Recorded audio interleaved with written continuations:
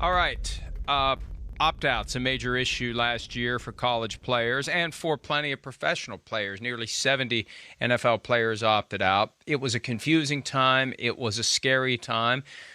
Players were concerned about their own health. They were concerned about their families' health, and especially at the college level where there wasn't a strong collective, cohesive presence with standards that were the same at every school. You never really knew what the protections were going to be, especially when it was time to play and you may be facing a school that had far looser guidelines than your university had. So there has been some sound this week from various folks in the NFL about the opt-out dynamic. Let's hear first from Steelers general manager Kevin Colbert on this issue of opt-outs and how it affects the Steelers' evaluation of the players they may or may not be drafting. As I stated in the summer, if a player chooses to opt out for whatever reason, that's their decision and we will respect it. However, if a player played in 2020 and those players are of equal value, one that didn't play and one that played, we'll take the one that played because we don't know what the opt-outs will be like in their first season back in football. We believe it's hard to sit this game out. Sometimes it happens because of injury. But this time it was pandemic related for the most part. But we will take the players, again, if they're close. And it's not to say we're not going to draft somebody that opted out. I couldn't say that. But if I have a choice and we have a choice, we'll take the one that played if their value is close. You know, that's a minefield for teams to walk through. I know of at least one top 10 team where if you opted out, the mere fact that you opted out is viewed as a negative. They're never going to admit that. And I don't even want to name who it is, even though I don't think it would be a big deal because I know it's true. But I can understand saying, hey, ultimately, if we've got two guys who are rated exactly the same, and I guess it happens more often than you realize where there isn't a formula you can punch in to give you 97.23 versus 97.21. Hey, this guy's the winner. I get it that you're going to err on the side of the guy that played last year, but you're necessarily punishing the guy who didn't play. But you got to pick one of them. That's the problem. You got two to choose from. All things are equal. One played last year and one didn't. I guess I understand it. It's just hard to harmonize that with we respect the decision to opt out. Yeah, we respect it. We're just not going to draft you. We're going to draft the guy who's the exact same as you but played last year. Well, and what's weird to me about that, and I get what he's saying, but what's weird to me about that, Mike, is the fact that he talks about injured players. Some players miss a...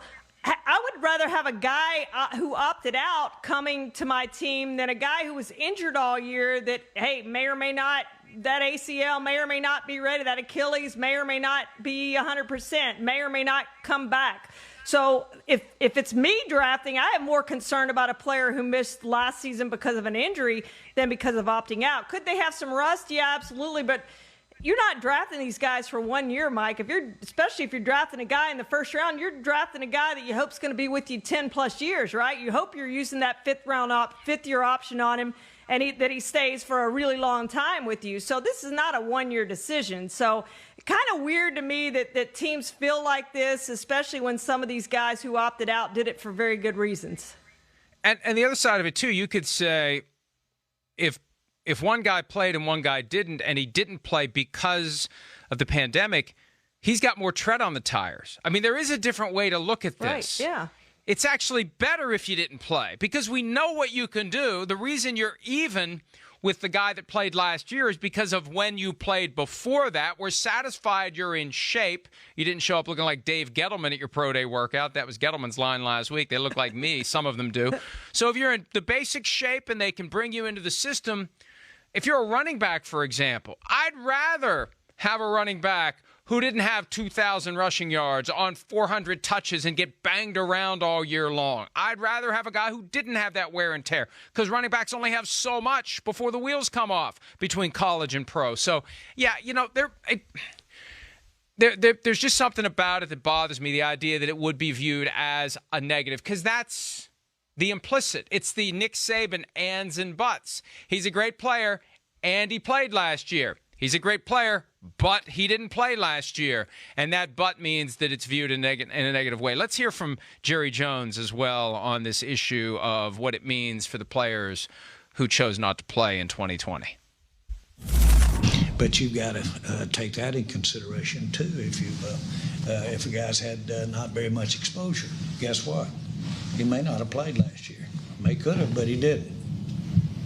Okay, he didn't because he decided to opt out. So you haven't seen him since the 6 plays he ran when he was a sophomore. Let's hold him while you're getting ready to make that decision right there. There's a little more something implied in that than Kevin Colbert. Kevin Colbert at least had a reasoned explanation. We may not agree with the substance of it, and you could argue the reverse of it. But Jerry, I don't know. Am I misreading what he said and didn't say? I think what he didn't say was even more important. It was kind of like, yeah, you know what? If the guy doesn't play, well, he didn't play. I know they're walking a fine line there, but I think a lot of these teams are going to have a hard time not viewing the decision to not play as a con, not a pro, for the guys that they may or may not draft, Charean. And how many times, Mike, do we see a guy redshirt his first year, right? And he might play a little bit as a redshirt freshman, and then he plays as a sophomore a full year, and then he comes out. I don't know what's different than that. Okay, he spent 3 years there in the film room, in the meeting room, all that. I get that. But he wasn't on the field. It wasn't like he was getting reps, which is something that Jerry pointed out. And furthermore, let's look at some of the Cowboys' second-round picks that they've taken flyers on. Sean Lee, Randy Gregory, Jalen Smith. I mean, those guys were coming off of injuries. Jalen Smith didn't play for a whole year. Sean Lee was injured for much of the start of his career. Randy Gregory has been in and out of suspension now. He's back on the team. So they've rolled the dice on a lot of players. And so to say you're not going to roll the dice on a player who opted out of last season, I really don't get that. Jerry said that of the guys who didn't play last year, they're compromised. I'd much rather have seen the reps and the plays they got. Coach, help me out here. How many plays in a normal situation would a defensive tackle be playing last year as opposed to not playing? Mike McCarthy said 71 plays, 10 games. So 700 plays, Jerry said. And plus, usually those players, if they're the type of player you want, are better from their junior to their senior year. Fair to say? Absolutely, McCarthy says. So that's what you look for, Jerry said. The point is you won't have as much information if they didn't play last year. But if what you saw based on the prior year is good enough for them to otherwise be in a spot where you're going to draft them, and you think, hey, they would have been even better last year, so they're going to get better once they're in the NFL. Oh, God. I just feel like this is all code for we want robots who submit.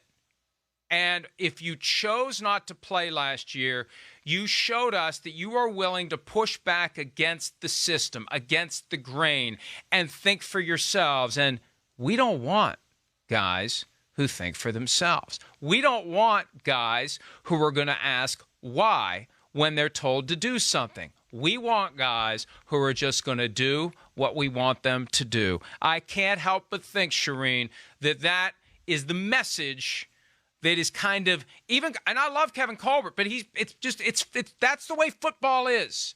Sea to shining sea, every level. What do you want? You don't want free thinkers. You don't want a guy who's going to go off and do his own thing. You want guys who are going to fall in line, do what they're told, and not create distractions for the coach by asking questions about why the coach is doing what he's doing or why the players are being asked to do something that maybe they don't think they should do. I feel like at some level, that's part of this. So why don't you have a problem with guys who opt out of the bowl game, right? I mean, that became a big discussion when Christian McCaffrey did it. It didn't hurt him, right? He's been a great player in this league until last year when he got hurt part of the year. So as much of a problem as it is for these guys opting out, according to some in the NFL, Mike, I think a bigger problem is not having the combine. And I am wondering if they had gone to Indianapolis, if they had done all the medical stuff, if they had run the 40-yard dash on a similar surface, would these concerns have evaporated? Would they have gone away because they saw them in a different setting up close? Maybe. We don't know that. But I know a lot of guys missed the medical who they had hoped to be there, and they didn't get those medical reports. So they're rolling the dice on some of those guys who have medical problems. And they're rolling the dice that these 40-yard dash times run on fast services at the school are legit. Yeah, I agree with you completely. And look, for the players who opted out, and if they think it's going to be held against them, bottom line is if you don't draft me, someone else will. And those players may end up being even more motivated and having better careers than they would have had. And those teams will say, crap, we shouldn't have viewed it as a negative that the guy chose not to play because he was concerned about his family's health, his own health, and just not knowing how things were going to play out in the 2020 season. Hi, I'm Mike Tirico, and thanks for watching. Make sure to hit subscribe for the latest news and highlights from NBC Sports.